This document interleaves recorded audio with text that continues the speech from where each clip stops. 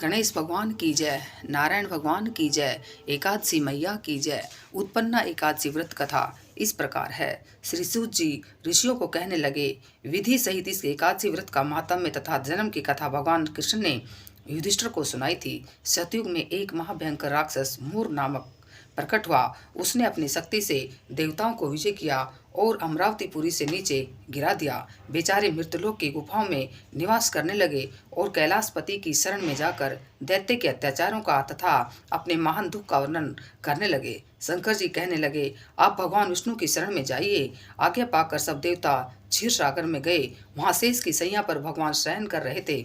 वेद मंत्रों द्वारा स्तुति करके भगवान को प्रसन्न किया।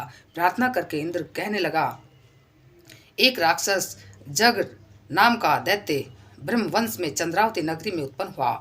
उसके पुत्र का नाम मूर है। उस मूर दैत्य ने हमें स्वर्ग से निकाल दिया। आप ही सूर्य बनकर जल बरसा रहा है। आप ही मेघ बनकर जल बरसा रहा है। आप ही सूर्य बनकर जल का आकर्षण करता है।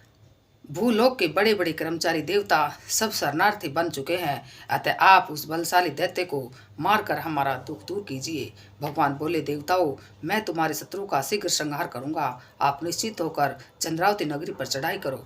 मैं तुम्हारी सहायता करने के लिए आऊंगा। आज्ञा मानकर देवता लोग वहां आए जहां युद्ध भूमि में मूर दैत्य गरज रहा था। युद्ध प्रारंभ हुआ, परंतु मूर के सामने देवता घड़ी भर भी न ठहर सके।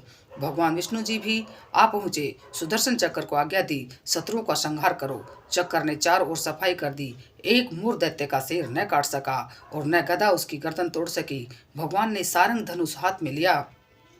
बाणों द्वारा युद्ध प्रारंभ हुआ, परंतु शत्रु को मार न सके। अंत में कुश्ती करने लगे। हजारों वर्ष व्यतीत हो गए, परंतु प्रभु का दाव न चला। मूर दैत्य पर्वत के समान कठोर था। प्रभु का शरीर कमल के समान कोमल था। थक गए, मन में विश्राम की इच्छा उत्पन्न हुई। शत्रु को पीठ दिखाकर भाग चले। आपकी विश्राम भूमि बद्री का आश्रम थी। वहां एक गुफा 12 योजन की थी। हेमवती उसका नाम था। उसमें घुसकर सो गए। मूर दैत्य भी पीछे पीछे चल आया। सोते हुए शत्रु को मारने के लिए तैयार हो गया। उस समय एक सुंदर कन्या प्रभु के शरीर से उत्पन्न हुई, जिसके हाथ में दिव्यास्त्र थे। उसने मूर के अस्त्र शस्त्रों को टुकड़े टुकड़े कर दिए, रथ भी तोड़ दिया। फिर भी सूरवीर ने पीठ न दिखाई। कुश्ती करने को कन्या के समीप आया। कन्या ने धक्का मारकर गिरा दिया और कहा, यह मल्ल युद्ध का फल है। जब उठा तो उसका सिर काट कर कहा, यह हठ योग का फल है। मूर की सेना पाताल को भाग गई। भगवान निद्रा से जागे तो कन्या बोली, यह दैत्य आपको मारने की इच्छा करके आया था। मैंने आपके शरीर से उत्पन्न होकर इसका वध कर दिया। भगवान बोले, तुमने सब देवताओं की रक्षा की है। मैं तुम पर प्रसन्न हूँ, वरदान देने को तैयार हूँ। जो क्रुद्ध मन में इच्छा हो प्रकट होके मांग लो।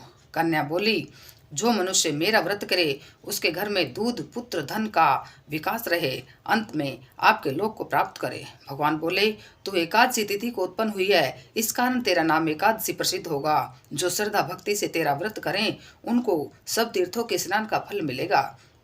घोर पापों से उद्धार करने वाला तेरा व्रत होगा। ऐसा कहकर भगवान अंतर्ध्यान हो गए। पतित पावनी विश्व तारिणी का जन्म मार्गशीर्ष मास के कृष्ण पक्ष में हुआ। इस कारण इसका नाम उत्पन्ना एकादशी प्रसिद्ध हुआ।